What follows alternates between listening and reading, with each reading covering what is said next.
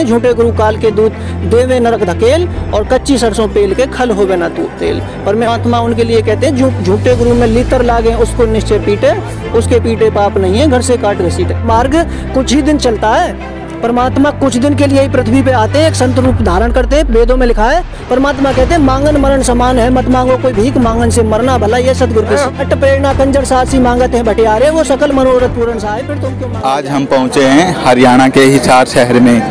जैसा कि हम देख पा रहे हैं कि जो सुबह से ही यहाँ पर हिसार का जो सेक्टर 1-4 का जो ग्राउंड है, इसमें भारी तादाद में जो लोग हैं वो यहाँ पर इकट्ठा हुए हैं और लगातार इनकी जो संख्या है वो लगातार बढ़ती जा रही है। और इसी बीच में हम यहाँ पर आए और आने के बाद हमने निरीक्षण किया तो देखा कि जितने भी भारी तादाद में जो लोग आए हुए हैं ये संत रामपाल जी महाराज के अनुयायी हैं। और आइए आज इनसे जानते हैं कि यहाँ पर किस लिए आए हैं।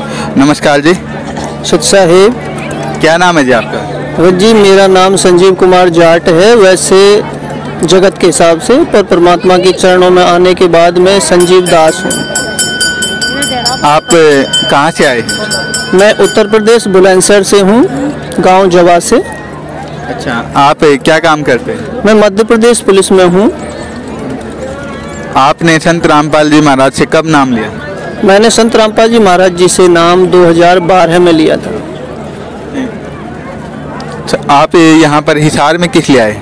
भगत जी यहाँ हम परमात्मा सतगुरुदेव रामपाल जी महाराज जी हमारे जो सतगुरु हैं उनकी पेशी के लिए आते हैं, हाजिरी लगाने के लिए, जिससे हमें पुण्य का लाभ मिलता है। परमात्मा कहते हैं संत मिलन को चाहिए तजमाया अभिमान, जो जो कदम आगे पड़े कोटिन यज्ञ समान।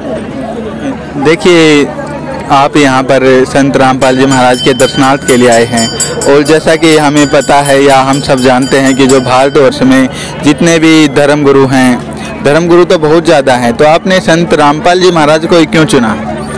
भगत जी दास संत रामपाल जी महाराज जी की शरण में आने से पहले अन्य देवी देवताओं और इन धर्म गुरुओं की ही शरण में था। पहले दास हनुमान पुजारी था, हनुमान जी से साक्षात प्रकट होके दर्शन होते और उसके बाद में उनकी पूजा छोड़ी, उनसे प्रार्थना की कि मुझे कोई गुरु मिले।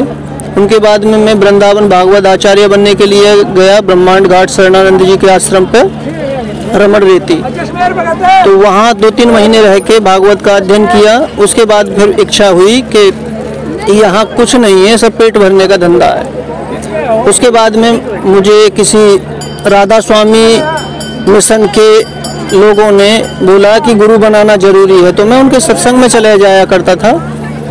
तो उन्होंने कहा हम आपको गद्दी पे बिठा देते हैं सत्संग प्रवचन करने के लिए, ज्ञान होने के कारण आप भजन गाते हो, अच्छा बोलते हो, लेकिन गुरु बनाना जरूरी है। मैंने उनके कहने से राधा स्वामी मिशन में संत राजेंद्र जी महाराज जी को गुरु बना लिया था 2007 में। उसके बाद 5 साल तक उनके माध्यम से जो भी ज्योतिरंजन ओंकार अलंकार सोम सतनाम ये काल के 5 नाम जो घट रामायण के 27 नंबर पृष्ठ पे लिखे हैं, उनको दास सुमरन करता रहा काल के नामों को। और उनके जाप करते करते दास को बहुत सारी समस्याएं आई। दास को हार्निया की प्रॉब्लम हुई, दास के नाक में हड्डी और मांस बढ़ा हुआ है, एक तरफ हड्डी बढ़ी है, एक तरफ मांस बढ़ा है, ऑपरेशन बोला था डॉक्टर ने। मेरे डिस्क भी स्लिप है और हृदय के अंदर कैंसर, रसौड़ी, इस तरह डॉक्टर मेरे को बोल देते थे। नकली साधना करते करते दास को ये समस्याएं आ रही थी। दास सभी देवी देवताओं की पूजा करता था, रात को जागरण प्रोग्रामों में अपने खुद के लिखे भी भजन गाता था और अन्य कलेक्ट किए हुए भी ऑर्केस्ट्रा प्रोग्रामों में गाता था। सत्संग की गद्दी पर भी प्रवचन के लिए बैठता था, प्रवचन करता था, ज्ञान चर्चा करता था और वृंदावन भागवत आचार्य बनने के लिए भी रहा। दास टीचिंग लाइन से भी जुड़ा रहा, 10वीं तक के बच्चों को घर पे ट्यूशन भी पढ़ाना और 8वीं तक सरस्वती शिशु मंदिर में भी टीचिंग करना जाके। तो दास को सारी समस्याएं ऐसी आती गई कि शरीर बिल्कुल जर्जर होता गया भक्ति करते हुए भी। और मैं मेडिकल प्रैक्टिशनर भी रहा हूँ, डॉक्टर भी हूँ, Indian Red Cross Saint John ambulance association, इनसे मैंने first aid, nursing lecture, commander ये सब कोर्स किए हैं और डिविजनल सुपरिटेंडेंट हूँ मैं। और पुलिस डिपार्टमेंट में एक सिपाही की पोस्ट पर कार्यरत हूँ मध्य प्रदेश में। तो भगत जी जिस समय दास इन नकली साधनाओं को कर रहा था तो दास को बहुत सारी समस्याएं आनी शुरू हो गई। दास की किडनी में प्रॉब्लम होती थी। पेशाब करते समय ऐसे लगता था कि कोई नली में कोई पत्थर की कुछ गांठ आ गई हो। बहुत भयंकर दर्द होता था। खाना खाने के बाद में यहाँ गुर्दों में यहाँ दर्द होता था, चलते समय आंतों में दर्द होता था। हार्निया की प्रॉब्लम थी, सीने में दर्द होता था और ब्रेन में भी डिस्टर्बेंस महसूस होता था कि समस्या है कुछ। लेकिन इन समस्याओं से जूझते हुए भी मैं नकली साधना ही करता रहा। आपने बताया कि आप पहले आचार्य बनने के लिए भी गए, आपने संत जो दादा स्वामी पंथ है उनसे भी आप जुड़े रहे और उनकी भक्ति करने के बाद भी आपको जो तमाम समस्याएं थी वो आपके साथ बनी रही। तो फिर आपकी जो समस्याएं हैं ये कैसे दूर हुई? भगत जी, एक दिन मैं डॉक्टरी करता था जिस समय गांव में, और नाइट में क्लिनिक पे भी जाता था। तो मैं दूसरे गांव में भी बैठता था 2-3 घंटे, मेडिकल प्रैक्टिस करता था। तो मैं किसी पेशेंट को देखने भी चले जाता था मानवता के नाते। बाकी डॉक्टर तो अपने ही क्लिनिक पे बुलाते हैं, फिर भी हम गांव में या दूसरे गांव में देखने चले जाते थे मानवता के नाते कि कोई परेशान ना रहे। भाई, हम योग्यता दी है ईश्वर ने तो इसका सदुपयोग करें, फ़ायदा उठाएं इसका। तो मैं रास्ते में जा रहा था घर से निकल के, तो वहाँ कुछ चर्चा चल रही थी व्यक्तियों की। वो गुरुजी से 2-3 महीने पहले नाम ले चुके थे। एक व्यक्ति उनमें से आ चुके थे, नाम नहीं लेके गए थे। तो वो हमारे गांव के खेमचंद जी हैं, गांव जोबा से, जरा बुलंदशहर उत्तर प्रदेश से।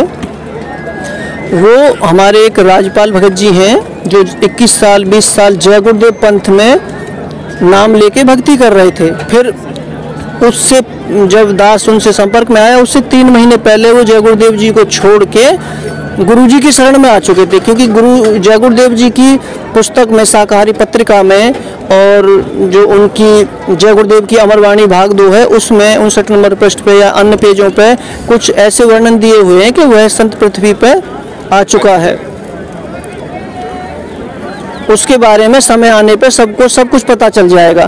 तो इन चीज़ों को वो समझ के गुरुजी से जुड़ गए थे दास से पहले।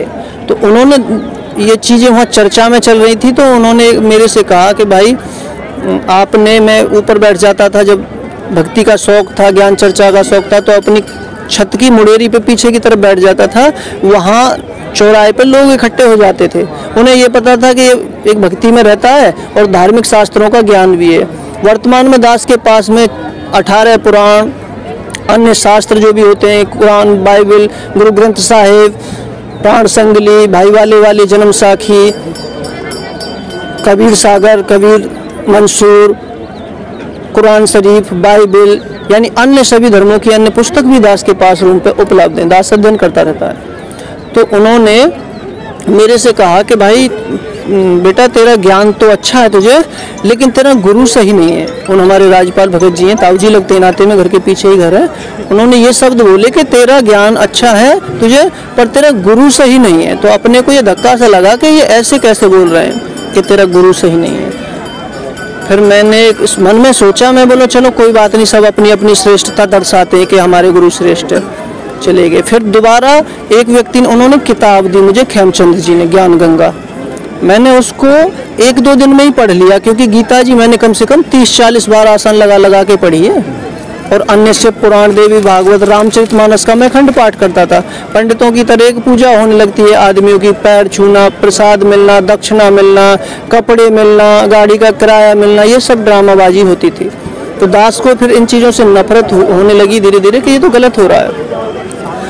उन्होंने मुझे किताब दी तो मैंने तुरंत उन चीज़ों को कैच कर लिया, क्योंकि मैंने पहले से सदग्रंथ पढ़े हुए थे और सत्संग से भी जुड़ गया था। नकली सत्संग हो चाहे, लेकिन थोड़ा बहुत कुछ ना कुछ तो गुरु से प्रति और भगवान के प्रति भाव बनता है, ध्यान जाता है। तो जब मैंने वो किताब पढ़ ली ज्ञान गंगा, तो मैंने उनसे कहा मुझे ये पुस्तक दे दो। बोले पुस्तक नहीं देंगे। मैं बोला कितने रुपए की आई है? बोले 10 रुपए की आई है। मैं बोला तो भाई आप 100 रुपये ले लो और ले आना। बोले नहीं पुस्तक नहीं देंगे। मैं बोला चलो कोई बात नहीं। बोले एक पढ़ लो, दूसरी पढ़ने को दे देंगे। उन्होंने फिर मुझे सचखंड का संदेश दिया, वो पढ़ा। धरती पे अवतार दी, वो भी पढ़ ली। ज्ञान गंगा पढ़ ली। तीनों पुस्तक पढ़ने के बाद में उनके जो नंबर लिखे रहते हैं, भक्तों के अपने आत्म अनुभव लिखे होते हैं, वो मैंने पढ़े और उनके नंबर नोट किए। नंबर नोट करने के बाद में फिर मैंने सोचा कि इन पे कॉल करके पूछा जाए कि आपको वास्तव में ही लाभ हुआ या वैसे ही आप किताब में छपवा रहे मान बढ़ाइए लोक वेद के आधार पर। तो उन्होंने मेरे अंदर इच्छा ऐसी जागृत हुई। फिर 15 दिन बाद दूसरे एक भगत जी मिले, वो तो जा नहीं पाए, मुझे बोल रहे थे कि तुझे हम ले चलेंगे। मैं बोला भाई ठीक है देखेंगे। एक उनके ही भाई खेमचंद जी के चुन्नीलाल भगत जी हैं हमारे गांव के, उन्होंने एक दिन कुछ चैलेंज सा किया कि बोले तुझे इस गुरु की शरण में आना पड़ेगा भैया आपको। मैं डॉक्टरी करता था तो सब सम्मान करते हैं, परमात्मा की दया है सब तरह से। घर से भी संपन्न हूँ, छोटा भाई यूपी पुलिस में दरोगा है, पिताजी भी किसान है, दास भी एमपी पुलिस में पोस्टेड हूँ, सिपाही की पोस्ट पर कार्यरत हूँ। तो उन्होंने मेरे से कहा कि तुम्हें इस गुरु की शरण में आना पड़ेगा। मैं बोला भाई मैं इनकी शरण में नहीं आऊँगा, नहीं तुम्हारी टांग के नीचे निकल जाऊँ, तुम्हारा शिष्य बन जाऊँगा।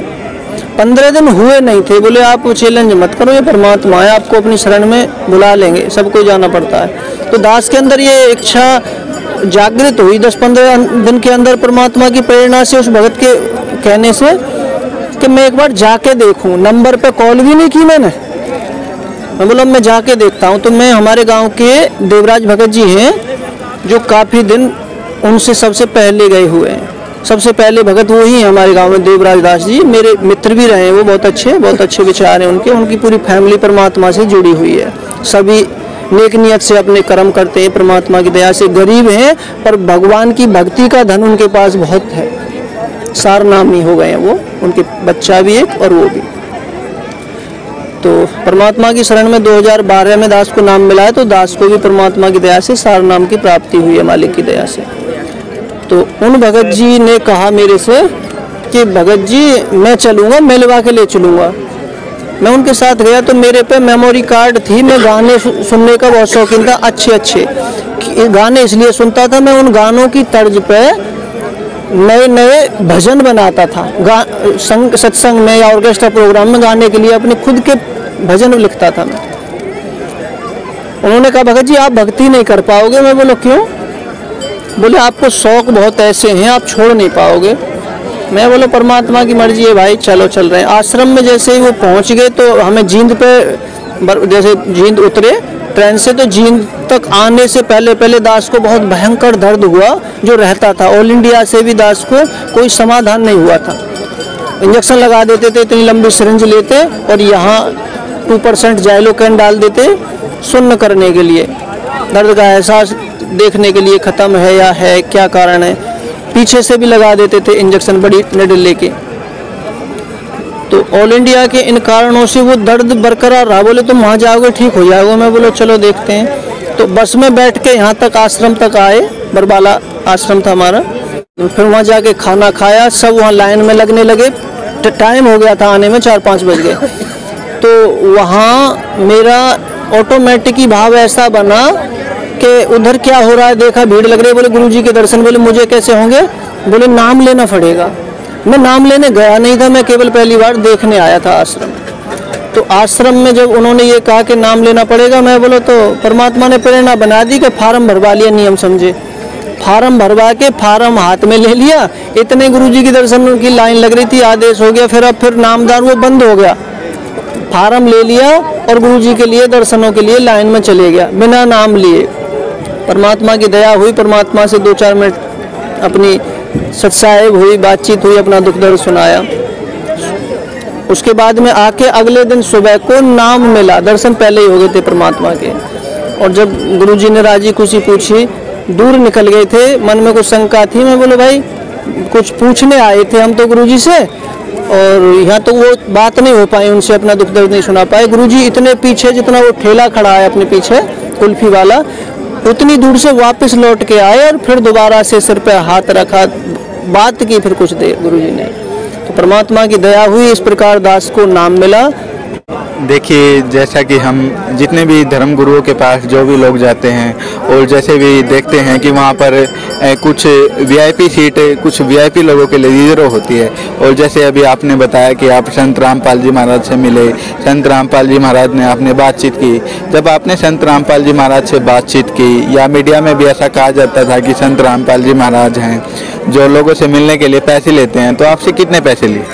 भगत जी संत रामपाल जी महाराज जी की शरण में जब मैं आया तो मुझे जो राधा स्वामी मिशन में मैंने देखा था कि जो विदेश से अंग्रेज आते थे, तो राजेंद्र जी, जो संत राजेंद्र जी हैं सावन कृपाल रूहानी मिशन में जिसमें मैं पहले था, तो तो उनके बिल्कुल नज़दीक सबसे पहले वो बैठाए जाते हैं जो अंग्रेज, जो एक सेक्स फ्री कंट्रीज हैं, उनके व्यक्ति सबसे आगे बैठाए जाते थे, और जो एक हिंदू संस्कृति को अपना रहे हैं वो व्यक्ति पीछे बैठाए जा रहे थे। उनके लिए वीआईपी विशेष कुर्सी थी राजेंद्र जी के वहाँ, हमको पीछे बिठाया, और गुरुजी के आश्रम में तो लेटने के लिए स्थान मिलता है, वहाँ तो हम बैठ गए और 6 घंटे से बैठे ही रहे एक जगह उनके आश्रम में। और टॉयलेट बाथरूम के लिए, फ्रेश होने के लिए भी जाएं तो फिर जगह भी नहीं मिलती थी, ऐसी समस्या हो जाती थी। तो और अपने गुरुजी संत रामपाल जी महाराज जी की शरण में जब हम आए तो हमें तो पूरा बिस्तर बिछाने के लिए, लेटने के लिए सब रजाई गद्दा कंप्लीट जगह एक व्यक्ति के लिए पर्याप्त सब कुछ मिला। सबसे पहले खाना खिलाया, खाना भी बहुत बिल्कुल ऐसा पवित्र कि जो हम अपने घर में ना खाते शुद्ध। संत रामपाल जी महाराज से नाम लेने के बाद आपके जीवन में क्या बदलाव आए? अगर जी हमारे यहाँ कोई ना तो परमात्मा ने हमसे पैसे लिए ना किसी से लेते, क्योंकि परमात्मा कहते हैं साधु भूखा भाव का धन का भूखा ना है, और जो है भूखे धन के वो साधु भी कुछ ना है। संत रामपाल जी महाराज जी की शरण में आने से मुझे मेरे जो असाध्य रोग की ये बीमारी थी, जिसको all India AIIMS Delhi hospital से भी कोई समाधान नहीं हो रहा था, और दास भी स्वयं मेडिकल प्रैक्टिशनर था, सेवा करता था मेडिकल लाइन से समाज की, मुझे अपने मेडिकल के उससे होने के आधार पर भी कोई राहत नहीं था, और ऑल इंडिया से कोई राहत नहीं था। जब मैं संत रामपाल जी महाराज जी की शरण में आया, नाम लिया, तो दास को परमात्मा ने ऐसी दया कर दी कि नाम सुमरन मेरा घर तक होठ बंद नहीं हुए, सुमरन चलता ही रहा। भगत कहते रहे भाई थोड़ा थक जाओगे, सांस भी ले लो, रुक भी जाया करो, तो वो बंद ही नहीं हो रहा था अपने आप ही। परमात्मा का सिस्टम था, घर जाके दिन रात बस सब चीज़ को छोड़ के वो ही शुरू, सब कैसेट वैसेट राधा स्वामी की पुस्तक सब मैं 1-2 बैगों में भर के बड़े बड़े उनमें उनके आश्रम पे दे आया। वो बोले बैठ जाओ, मैं बोला भाई तुम्हारे यहाँ सत्संग नहीं, यहाँ नाम खंडित होता है। क्यों कि गुरु की मर्यादा भंग करते हैं, ये सत्संग नहीं, सत्संग करने का अधिकार केवल सतगुरु को होता है, और ये झूठे गुरु है। परमात्मा कहते हैं झूठे गुरु काल के दूत देवे नरक धकेल, और कच्ची सरसों पेल के खल होवे न तू तेल। परमात्मा उनके लिए कहते हैं झूठे गुरु में लितर लागे उसको निश्चय पीटे, उसके पीटे पाप नहीं है घर से काट घसीटे। उनके पुस्तकों को देख के मैं तुरंत चले आया। परमात्मा की वाणी कहती है, वेद में भी लिखा है, ऋग्वेद मंडल नंबर 10 सूक्त 161 मंत्र 2 में, ऋग्वेद मंडल नंबर 9 सूक्त 80 मंत्र 2 और यजुर्वेद अध्याय 8 मंत्र 13 में स्पष्ट लिखा है कि वो परमात्मा अपने अनन्य भक्त के, अपने साधक के सभी पापों और रोगों को नाश करता है, यहाँ तक कि 100 वर्ष की आयु भी प्रदान करता है। अगर जीवात्मा इस शरीर को छोड़ने वाली है तो भी इसको यहीं रोकता है और वापस भी ला सकता है। परमात्मा कहते हैं अमर करूं सतलोक पठाऊं, ताते बंदी छोड़ कहूं, अजर अमर है अस्थिर ठामम, बंदी छोड़ हमारा नामम। बंदी छोड़ के संबंध में परमात्मा बोलते हैं, यजुर्वेद अध्याय 5 मंत्र नंबर 32 में लिखा है, उसी कसी कबीर अंगारियासी, कबीर बम्बारियासी, स्वर ज्योति धामासी। परमात्मा कहते हैं उसी कसी जो पूर्ण शांतिदायक है, कबीर अंगारियासी वो कबीर है जो पापों का नाश करने वाला है, मर्दन करने वाला है। कबीर बम्बारियासी जो बंधनों का नाशक है, बंधनों का नाश करने वाला है, जन्म मरण रूपी बंधनों को छुड़ाने वाला है, वो कबीर देव है। अपने वेद ये सिद्ध करते हैं। तो परमात्मा ने जो वेद की वाणी कहती है कि परमात्मा अपने भक्त के सभी रोग और पाप नाश करता है, घोर पाप को भी नाश करता है। परमात्मा पाप के पाप को भी, अपराध के अपराध को भी। यजुर्वेद अध्याय 8 के मंत्र 13 में 7 बार एनस शब्द लिखा है, जिसका अपराध पाप होता है, संस्कृत का हिंदी अर्थ। तो परमात्मा जो चाहे वो कर सकता है अगर परमात्मा है। देखिए, आपने संत रामपाल जी महाराज से नाम दीक्षा ली और आपने बताया कि संत रामपाल जी महाराज से नाम दीक्षा लेने के कोई पैसे नहीं दिए जाते, बल्कि जो सुविधाएं दी जाती हैं वो सभी निःशुल्क दी जाती हैं। संत रामपाल जी महाराज के नाम लेने से पहले आप राधा स्वामी से भी जुड़े हुए हैं, उसके बाद आप संत रामपाल जी महाराज की शरण में आए। आपको संत रामपाल जी महाराज की भक्ति में और राधा स्वामी जी की भक्ति में क्या फ़र्क लगा? भगत जी, राधा स्वामी की भक्ति और संत रामपाल जी महाराज जी की भक्ति में तो जमीन आसमान का अंतर से भी बहुत ज़्यादा अंतर देखा है हमने। क्यों कि उनको जो नाम देने का अधिकार भी नहीं है, क्योंकि संत तुलसी साहब हाथरस वाले हैं। उन्हीं की पुस्तक घट रामायण के 27 नंबर पृष्ठ पे, और जो वर्तमान में अब जो हिंदी और उनकी गद्य काव्य दोनों में आ रही है, उसके 59 नंबर पृष्ठ पे ये वर्णन है पांचों नाम काल के जानो, तब दानी मन शंका आनो, छठवा नाम गुप्त कर रखा। तो वे पांचों नाम काल वाले उनके पंथ में थे, और उन्हीं के राधा स्वामी के पंथ के जो प्रवर्तक थे, फाउंडर ऑफ द राधा स्वामी, स्वामी शिवदयाल जी महाराज, उनकी लाइफ हिस्ट्री में लिखा है, जीवन चरित्र में, कि उन्होंने 27 नंबर पृष्ठ पे लिखा है कि स्वामी शिवदयाल जी का कोई गुरु नहीं था, ना ही उन्होंने किसी से इस आध्यात्मिक मार्ग का उपदेश लिया था।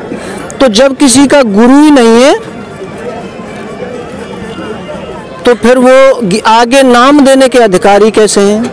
अधिकारी संत होता है, उसको सतगुरु कहते हैं। गीता अध्याय 7 के 19वें श्लोक में लिखा है, बहुनाम जन्मा नाम अंते ज्ञानवान माम प्रपद्यते वासुदेव सर्वम इति स महात्मा सुदुर्लभ है। वेद में लिखा है वो परमात्मा 3 प्रकार के शरीर धारण करता है, अपनी लीला में शरीर धारण करता है, और किस लिए? अपनी अच्छी आत्माओं को तत्व ज्ञान देने की इच्छा से उनको पवित्र करके सतलोक ले जाने के लिए या पृथ्वी पर विचरण करता है, अपना ज्ञान प्रचार करता है। आप पहले राधा स्वामी पंथ से जुड़े हुए थे, उसके बाद आप संत रामपाल जी महाराज की शरण में आए, और हमारे समाज में या जो जितने भी धर्मगुरु हैं वो यही कहते हैं कि गुरु नहीं बदलना चाहिए। इस बारे में आप क्या कहना चाहेंगे? परमात्मा सतगुरु कबीर देव हमारे, वो तो कहते हैं, जब तक गुरु मिले ना सांचा तब तक गुरु करो 10 पाँचा, और झूठे गुरु में लीतर लागे उसको निश्चय पीटे, उसके पीटे पाप नहीं है, घर से भी काट घसीटे। परमात्मा कहते हैं झूठे गुरु अजगर बने 184 जाएं, और शिष्य जने बने जब चींटियां नोच नोच तन खाएं। इनकी ये दुर्गति होती है, जब तक आप मनुष्य शरीर धारण करके पूर्ण गुरु नहीं बनाओगे तब तक आपका कल्याण नहीं होगा। दत्तात्रेय ने 24 गुरु बनाए, हमारी तो औकात क्या? हमारे समाज के प्रवर्तक महर्षि दयानंद सरस्वती ने 13 गुरु बनाए।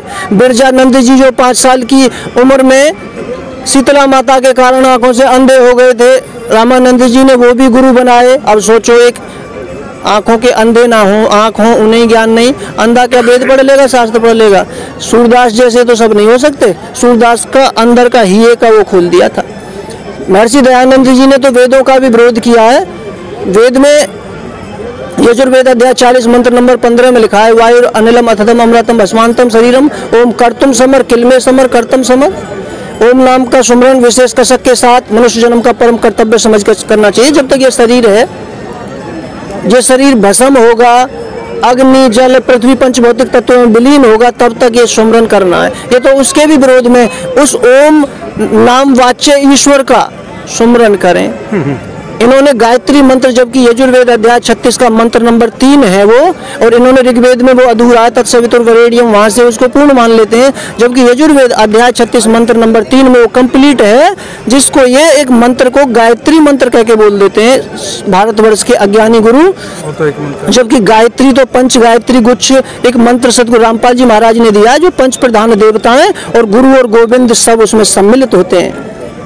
ये उन नामों को देते हैं। जो गायत्री मंत्र यजुर्वेद अध्याय 36 मंत्र नंबर 3 है, जो भूर्भुवस्व से शुरू होता है, भूर्भुवस्व तत्सवितुर्वरेण्यम भर्गो देवस्य धीमहि धियो यो न प्रचोदयात्। ओम शब्द भी नहीं है। महर्षि दयानंद जी ने अपनी अज्ञानता के कारण, अपनी सोच के कारण उस ओम के मंत्र को उसमें जोड़ दिया, जबकि वेद ये कहता है कि वेद के किसी मंत्र में ना कुछ घटाना ना कुछ उसमें ऐड करना। ऐड करते तो परमात्मा ही करके भेजते, इन अज्ञानियों को जोड़ने की जरूरत नहीं होती।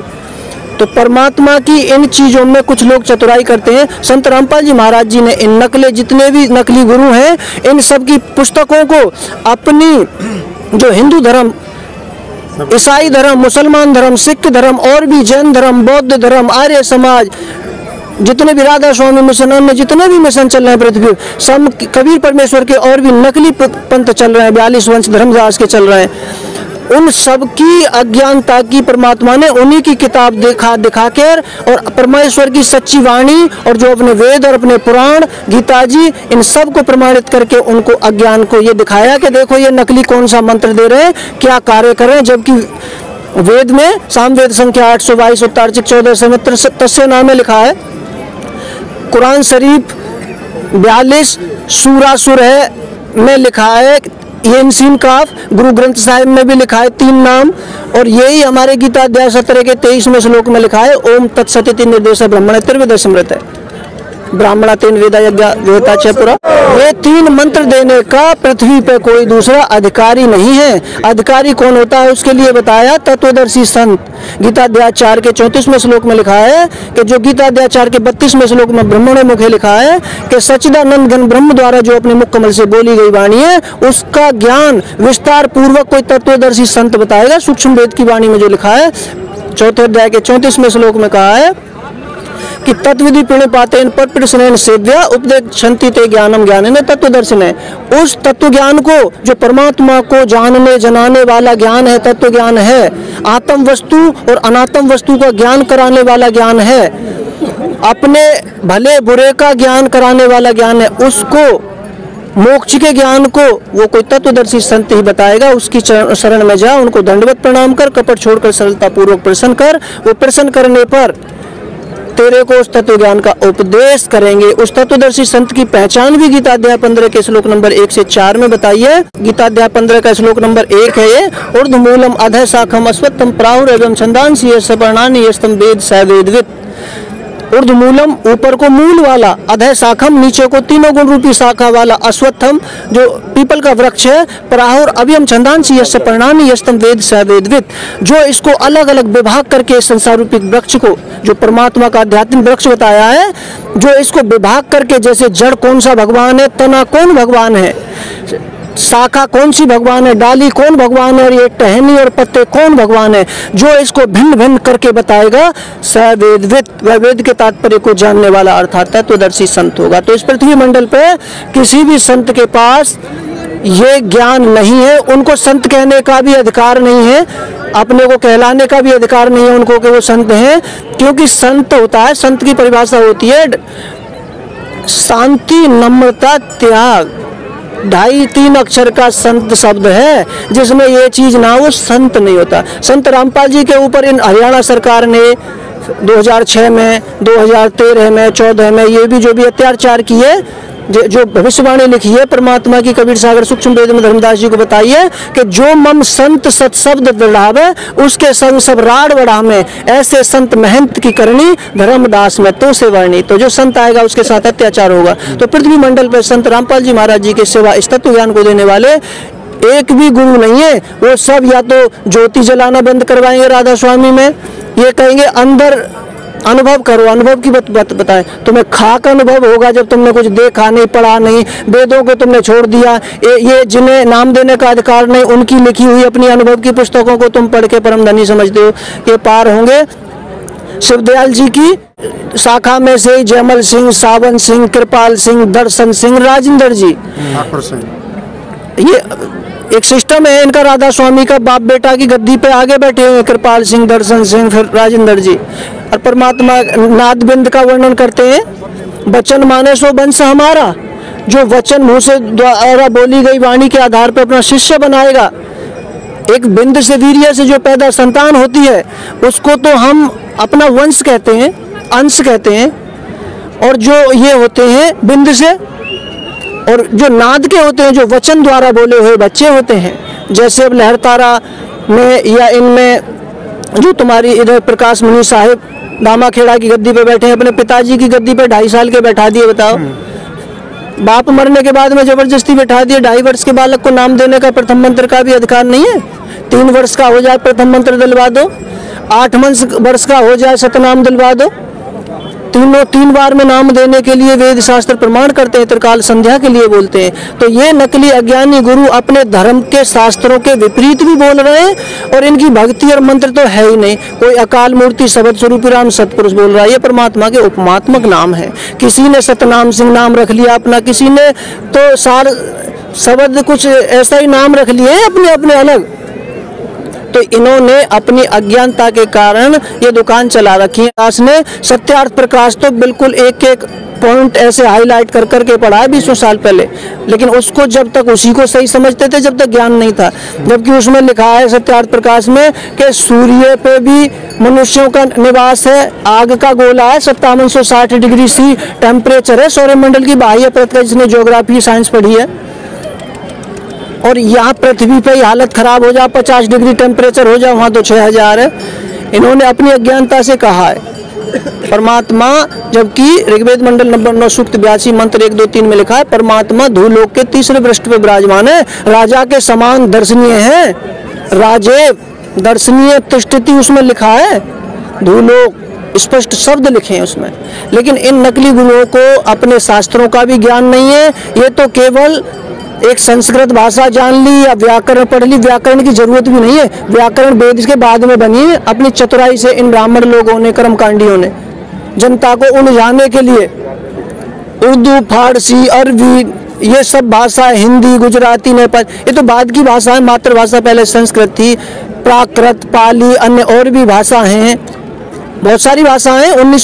9500 भाषा हो रही है और 6443 जातियां हो रही है भारतवर्ष में, अज्ञानता के कारण। जबकि परमात्मा कहते हैं ज्ञान गंगा के हर पुस्तक के ऊपर नीचे कहीं लिखा है परमात्मा का, जीव हमारी जाति है, मानव धर्म हमारा, हिंदू, मुस्लिम, सिख, ईसाई, धर्म नहीं कोई न्यारा। और ये नकली गुरु यहाँ तो धर्म में भेदभाव कर रहे हैं। शिव पुराण विद्वेश्वर संहिता अध्याय 1 के 36 और 37 पेज पे लिखा है, जो कलयुग में, सतयुग में राक्षस प्रवृत्ति के थे, कलयुग में ब्राह्मण बन के पूजे जाए, ठगी करेंगे, झूठ बोलेंगे, अपनी रोजी रोटी के लिए भोली आत्माओं को गुमराह करेंगे, धर्म का आचरण नहीं करेंगे, वेद बेच के अपना भरण पोषण करेंगे, जीविका चलाएंगे, ये ब्राह्मणों का कर्म होगा। यही श्रीमद् देवी भागवत दुर्गा पुराण में लिखा है 414 पे पहली वाली में, और अब 425 है जो दास के पास नई प्रिंट होके आई है, उसमें 425 पे लिखा है जो दास ने अभी वर्णन बताया था। सतयुग के राक्षस कलयुग में ब्राह्मण बन के पूजे जाएंगे, झूठ बोलेंगे।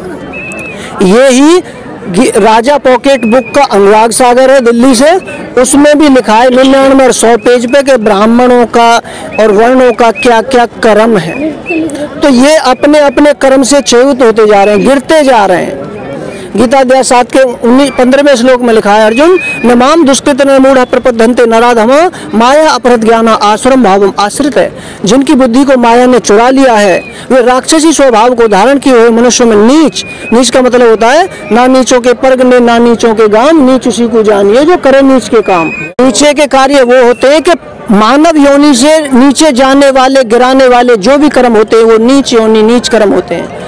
मानव तो सभी एक परमात्मा के बनाए हैं, अवली अल्लाह नूर पाया कुदरत के सब बंदे, एक नूर से सब जगह पे या कौन भले को मंदे। अब तो जाति धर्म इसमें मनुस्मृति में है, उसमें पाखंडता की बहुत चरम सीमा है। वो तो कबीर परमेश्वर आए, कुछ वहाँ से व्यवस्था संभली, संतमत के जनक ही कबीर हैं।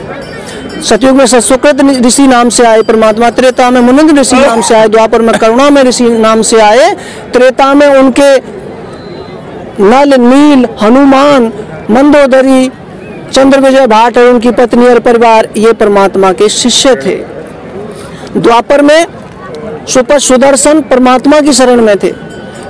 कलयुग में 64 लाख शिष्य हुए थे, उनमें से 2 का परमात्मा ने सिलेक्शन किया था, अर्जुन सर्जुन बनना। 64 लाख हम नीच आत्माएं अभाव परमात्मा के प्रति लाने के कारण एक परमात्मा ने लीला की थी, एक रंगीन बोतल की और एक गणिका वैश्या जिसको बोलते हैं वो परमात्मा की शिष्या हो चुकी थी।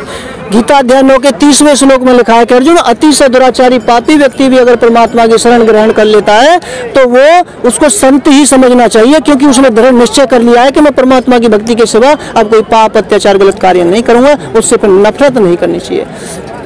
तो परमात्मा ने उस बहन को, गणिका वैश्या को नाम दे दिया, उनकी शिष्या हो गई, लेकिन समाज उनको वैश्या ही देखता होगा।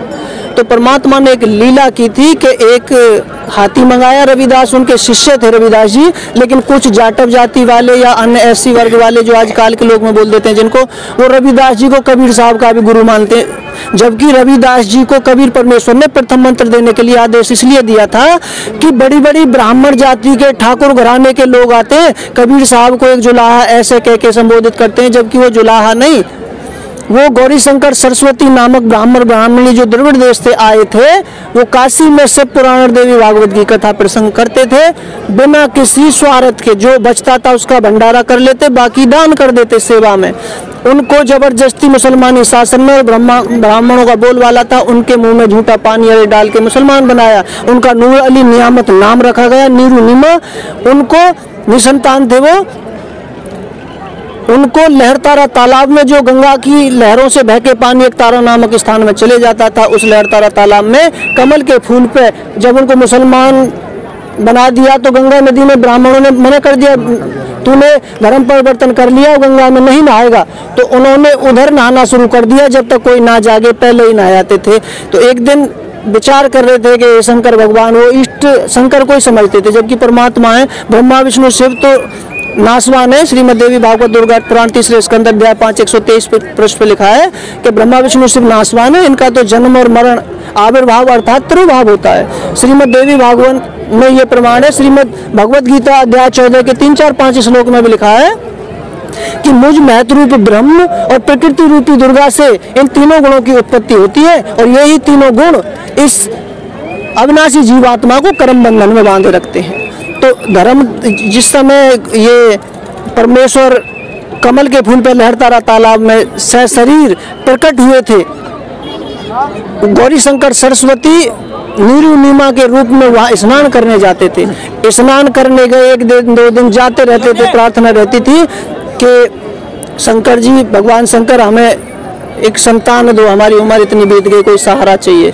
एक संतान को ही सहारा समझता है इंसान, भगवान को नहीं। ये नहीं पता 2 रोटी नहीं देती, बुढ़ापे में लात मार देती है, ऐसी ऐसी संतान हो जाती है। परमात्मा कहते हैं या तो जननी माता के लिए भी कहा है, या तो जननी संत जन, या दाता या सूर, या फिर जननी या तो रहले बांझड़ी क्यों वृथा गंवावे नूर। तो परमात्मा की दया ऐसी हुई कि परमात्मा कबीर देव स्वयं कमल के फूल पे से शरीर वहाँ आए, और नीरू नीमा नामक जो लाहे को परमात्मा वहाँ प्राप्त हुए, इस प्रकार उन्हें मिले। तो ये संसार तो उनको एक धानक जुलाहा ऐसे समझता है, जबकि वो ब्राह्मण ब्राह्मणी के घर आए थे। देखिए, अभी आपने बताया कि गुरु बदलने में कोई संकोच नहीं करना चाहिए, गुरु बदल लेना चाहिए। जैसा कि आपने बताया कि आप सब चीज़ों से संपूर्ण हैं, आपने बताया कि आपकी जो बैकग्राउंड है वो भी अच्छा है, और आप पहले भगवान की भक्ति भी करते थे, आप दूसरे संतों के पास भी गए थे, और क्योंकि आप भगवान को पाना चाहते हैं। आपने हमें ये सब बातें बताई, तो आप उन लोगों को क्या कहना चाहेंगे जो आज भी ये लोग मानते हैं कि जो संत रामपाल जी महाराज से जो लोग जुड़े हैं या जो उनको मानते हैं वो अशिक्षित हैं, या वो लोग हैं जो कोई काम धंधा नहीं करते? इस बारे में आप क्या कहना चाहेंगे? जी, मैं इस बारे में ये कहना चाहता हूँ कि संत रामपाल जी महाराज जी की शरण में आते हैं वो बहुत ही ज़्यादा पुण्यकर्मी प्राणी होते हैं। जो पिछले जन्म में पूर्ण परमात्मा की सत्य भक्ति किए हुए हैं, वो ये 64 लाख आत्माएं, ये पशु योनि से नहीं, मानव योनि से आई हुई आत्माएं, पिछले जन्मों के संस्कारी प्राणी हैं। और यहाँ सभी आत्माएं नकली अज्ञानी गुरुओं को छोड़ के इसलिए आते हैं कि यहाँ अपने धर्म ग्रंथों और वेदों के आधार पर सत्य भक्ति, सत्य मर्यादा में रहते हुए परमात्मा की वाणी के अनुसार भक्ति की जाती है। और नकली जितने भी धर्म गुरु हैं वो स्वार्थ भी रखते हैं, घर घर भीख मांगने के लिए जाते हैं, घर घर उनके अनुयायी गाड़ी ले लेकर कट्टे लेकर नाज मांगने जाते हैं। संत रामपाल जी महाराज जी के यहाँ सबसे पहले ये कहते हैं, आओ भंडारा करो, कोई पैसा नहीं। क्यों? परमात्मा कहते हैं मांगन मरण समान है, मत मांगो कोई भीख, मांगन से मरना भला। ये सतगुरु की हट प्रेरणा कंजर सासी मांगते हैं भटियारे, वो सकल मनोरथ पूर्ण सहाय, फिर तुम क्यों मांगन जा रहे? देखिए, हमारे समाज में बहुत से लोग ऐसा मानते हैं कि जितने भी धर्म गुरु जो भी अपना अपना आश्रम चलाते हैं या अपना अपना आश्रम ओपन किए हुए हैं, वो ये मानते हैं कि जो सभी भी जितने भी संत हैं वो सभी बिजनेस करते हैं। क्या संत रामपाल जी महाराज भी बिजनेस करते हैं? भगत जी, संत रामपाल जी महाराज तो केवल आत्मा का बिजनेस व्यवसाय करते हैं कि इस आत्मा को परमात्मा के सतलोक में ले जाना सबसे बड़ा यही बिजनेस होता है। क्यों? कि एक बिजनेस व्यापारी को किसी बिजनेस में नुकसान ना हो, फायदा हो, इसलिए करता है। तो हमारी जो सांसों की पूंजी है इसका कई गुना कराया जा रहा है। परमात्मा के श्वास के जाप कराए जा रहे हैं, सुरत नृत्य के जाप कराए जा रहे हैं, अजपा जाप कराए जा रहे हैं, मौखिक जाप कराए जा रहे हैं, मानसिक जाप कराए जा रहे हैं। परमात्मा के दरबार में पुण्य बढ़ाया जा रहा है। या ये तो केवल इतना तो वो है, बाकी यहाँ कोई धन से, दौलत से, स्वार्थ से कोई भक्ति नहीं होती। यहाँ भारत के सबसे ज्यादा शिक्षित व्यक्ति, विदेशों के शिक्षित व्यक्ति परमात्मा संत रामपाल जी की शरण में है। दास भी पोस्ट ग्रेजुएट है, मेडिकल लाइन से भी परमात्मा की शरण में शिक्षित है सबसे ज्यादा। परमात्मा ने कहा है ना, हमारे यजुर्वेद अध्याय 40 के मंत्र नंबर 10 से 13 में कहा है कि कोई तो परमात्मा को संभवात कहता है यानी जन्म लेने वाला, कोई असंभवात यानी जन्म न लेने वाला। कोई शिक्षित कौन है, कोई अशिक्षित कौन है, इसकी परिभाषा ये तत्वदर्शी संत ही बताएगा। हम तो उसको शिक्षित समझते हैं जो 4 अक्षर पढ़ लिया, MA BEd कर ली। परमात्मा कहते हैं जिसको तत्व ज्ञान हो गया वो सबसे ज्यादा शिक्षित होता है। परमात्मा का ज्ञान सदग्रंथों में देख के सब कुछ पहचान के ये देख लेते हैं कि परमात्मा कहते हैं ना कि पानी पियो छान के गुरु बनाओ जान के। संत रामपाल जी महाराज जी की शरण में 80% वो लोग आते हैं जो किसी कष्ट से पीड़ित हैं। उनको आते ही कुछ दिन में लाभ मिलना शुरू हो जाता है उनके आशीर्वाद मात्र से। कोई धन दौलत खर्च नहीं करते, जो कि लाखों रुपए वो अस्पतालों में बर्बाद करते हैं। नकली गुरुओं की शरण में बहुत सारे भंडारे और दानों में उन्होंने खर्च कर लिए, फिर भी दुखी है। वो आत्माएं आती हैं सुन के संत की शरण में कि जिनको लाभ हो और उनको लाभ होते हैं परमात्मा की दया से। देखिए, आपने बताया कि आप पहले शारीरिक रोगों से भी आप दुखी थे, उसके बाद आप भगवान भी पाना चाहते थे और आपको जो मानसिक शांति है वो भी नहीं मिल रही थी। हमारे समाज में, हमारे देश में बहुत से ऐसे लोग हैं जो दुखी हैं, जो कुछ लोग ऐसे हैं जो भगवान को पाना चाहते हैं और कुछ लोग ऐसे हैं जो दूसरे संतों के पास चले हुए हैं या उनके बताई हुई भक्ति कर रहे हैं। आप उन सब लोगों को क्या संदेश देना चाहेंगे? भगत जी, मैं उन परमात्मा की वो भी प्यारी आत्माएं, परमात्मा कहते हैं जिसने मनुष्य शरीर धारण किया है वो सभी पुण्यकर्मी प्राणी हैं। उनसे भी ज़्यादा पुण्यकर्मी प्राणी वो है जो किसी धार्मिक आस्था से जुड़े हैं। उनसे पुण्यकर्मी ज़्यादा प्राणी वो हैं कि जिन्होंने गुरु बना रखा है। उनसे भी पुण्यकर्मी प्राणी वो जो गुरु बनाकर मर्यादावत भक्ति करते हैं, परमात्मा की सत्य भक्ति। तो मैं उन सभी पुण्यात्माओं से ये प्रार्थना करता हूँ कि वो सभी पुण्यात्मा परमात्मा पृथ्वी पे आए हुए हैं, जल्दी से जल्दी अपना कल्याण कराएं, क्योंकि ये मार्ग कुछ ही दिन चलता है। परमात्मा कुछ दिन के लिए ही पृथ्वी पे आते हैं, एक संत रूप धारण करते हैं। वेदों में लिखा है वो परमात्मा अपने 3 प्रकार के शरीर धारण करता है। वृद्धावस्था में भी आता है, बाल रूप में भी आता है, युवा में भी आता है। जैसे कबीर, अमितोजा जिंदा महात्मा के रूप में परमात्मा नानक जी को मिले, धर्मदास जी को मिले, उनको हजरत मोहम्मद जी को मिले, घीसादास जी को, मलुकदास जी को, सभी संतों को जिंदा महात्मा के रूप में मिले। तो ये संत परमात्मा रूप में पृथ्वी पर विराजमान है। संत रामपाल जी महाराज के लिए भविष्यवाणी भी लिखी है कि वो संत जब प्रकट होगा स्वतंत्रता के 4 वर्ष बाद, यानी 1951 में, 1947 में देश आज़ाद हुआ और 4 वर्ष बाद संत रामपाल जी का वो हुआ। गुरु नानक जी की भी वाणियों में लिखा है जाट जाति में आएगा और उसका बटाला बरवाला क्षेत्र होगा। Florence Nightingale new Jersey America की भविष्यवक्ता ने भी कहा पृथ्वी पे एक ऐसा संत होगा जिसके अनुयायी परमात्मा की उसमें रहेंगे, भक्ति में बंधे हुए। फ्रांस देश के भविष्यवक्ता नॉस्ट्रेडेमस ने भी भविष्यवाणी की है कि उस पर देशद्रोह का केस लगाया जाएगा। जय गुरुदेव बाबा ने भी अपनी भविष्यवाणी में लिखा है कि वो संत पृथ्वी पे आ चुका है, 20 वर्ष का हो चुका है और समय आने पे उसको समय के अनुसार सबको पता चल जाएगा। वो संत उस समय 7 सितंबर 1971 को 20 वर्ष के थे जब उन्होंने भविष्यवाणी की थी। तो मैं उनको सभी पुण्यात्माओं को यही निवेदन करना चाह रहा हूँ कि वो सभी अपने इस मानव जीवन को सफल बनाने के लिए सबसे पहले गुरु धारण करें और गुरु भी ऐसा करें जो अपने वेद शास्त्रों से परिचित हो। परमात्मा कहते हैं ना, गुरु के लक्षण 4 बखाना, प्रथम वेद शास्त्र का ज्ञान, दूजा हरि भक्ति मन क्रम वाणी, तीजा सम दृष्टि कर जानी, चौथा वेद विधि सब कर्मा, ये पूर्ण गुरु गुण चारों वर्मा। तो पूर्ण गुरु धारण करे, अपूर्ण गुरु नहीं। कंप्लीट गॉड की कंप्लीट ही गुरु भक्ति देता है। तो ऐसे मैं उनसे सभी से निवेदन करता हूँ कि परमात्मा की आप भी प्यारी आत्माओं से परमात्मा पाना चाहती हो, आप अनजाने में गलत गुरुओं को सिलेक्ट कर लेती हो। जब हम संसार में हर चीज देख के सोच समझ के चुनते हैं तो गुरु को भी सेलेक्ट करके चुनना है। कुछ लोग कहते हैं कि नहीं गुरु नहीं बदलना चाहिए। क्यों नहीं बदलना चाहिए? जब तुम्हारे पूर्वजों ने गुरु बदला है तो तुम क्यों नहीं बदलोगे?